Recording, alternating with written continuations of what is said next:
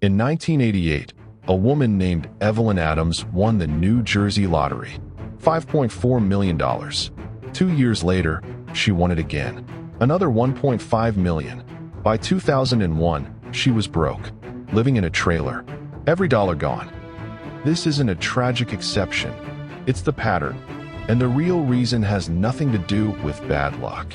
70% of lottery winners end up broke within 5 years. Not struggling, not tight on money, completely broke. In 2002, Jack Whittaker won $315 million in West Virginia, the largest undivided lottery jackpot in American history, within 4 years. His granddaughter died of a drug overdose. His daughter died. His wife left him. He was robbed multiple times, sued 17 times.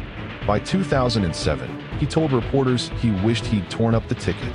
William Bud Post won $16 million in Pennsylvania. His brother hired a hitman to kill him for the inheritance. His landlord sued him for a third of the winnings. He went to jail for firing a gun at a debt collector. He died broke, living on disability checks. So what's actually going on here? Because if you ask most people, they'll say these winners were just stupid with money. But that's not the real reason. Your brain has something psychologists call a financial thermostat. It's not conscious. You can't feel it, but it's there. If you grew up making $30,000 a year, your brain wired itself around that reality. Your decisions, your comfort zone, your idea of what's normal spending, all calibrated to that number.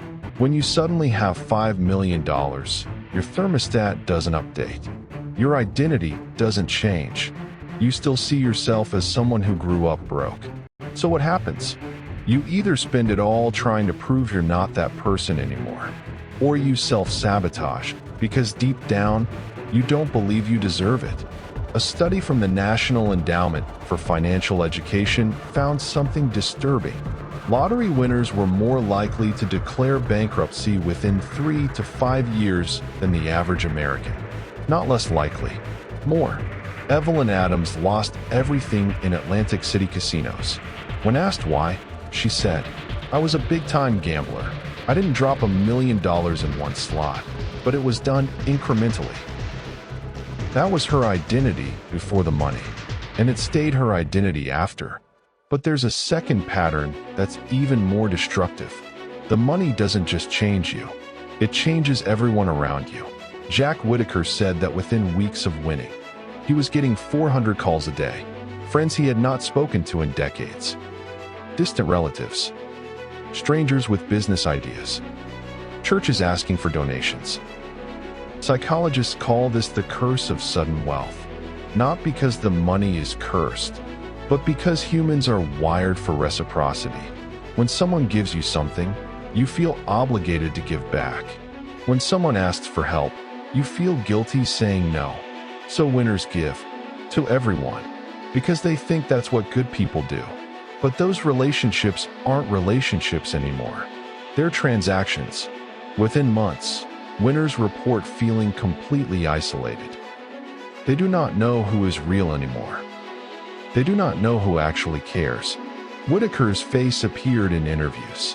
Whittaker's granddaughter was extremely close to him. She started spending time with people who only wanted access to his money. She got into drugs. 18 months after he won, she was found dead. He blamed himself.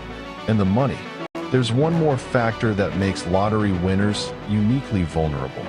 Visibility. When you build wealth slowly, nobody knows. You make mistakes privately.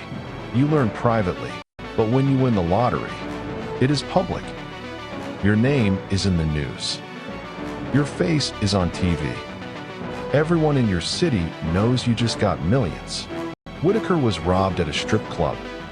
Thieves broke into his car and stole $500,000 in cash he kept in a briefcase. Who does that? Someone with no framework for managing that kind of money. Someone who's never had to. But it's worse than that. Because now you're a target. Con artists know your name. Scammers have your address. Desperate people see you as the solution to their problems. Whittaker was sued 17 times. Most of the lawsuits were frivolous, but he still had to pay lawyers, still had to show up to court, still had to defend himself against people trying to take what he wanted. The wealth did not free him. It imprisoned him. So here is the real reason lottery winners go broke. It is not because they are stupid. It is not because they are reckless. It is because wealth is not just about having money. It is about having the identity, the relationships, and the privacy that allow you to keep it. When you build wealth slowly, three things happen. 1. Your identity evolves with your income. You become someone who knows how to manage more as you get more. 2. Your relationships filter naturally. The people who stay are the ones who were there before the money. 3. You stay invisible. No one is targeting you. No one is suing you. You can make mistakes without the world watching. Lottery winners get none of this. They go from $30,000 a year to $5 million overnight. Their identity cannot catch up. Their relationships turn transactional. Their privacy disappears, and the money burns through their hands, like it was never real to begin with. Because to their brain, it was not. This is why financial advisors tell lottery winners to stay anonymous if possible, to tell no one, to hire a lawyer before claiming the prize. Because the real threat is not the money. It is everything that comes with it. When you are not ready. Evelyn Adams, the woman who won twice, said in an interview, "Winning the lottery is not always what it is cracked up to be. I wish I had the chance to do it all over again. I would be much smarter about it now.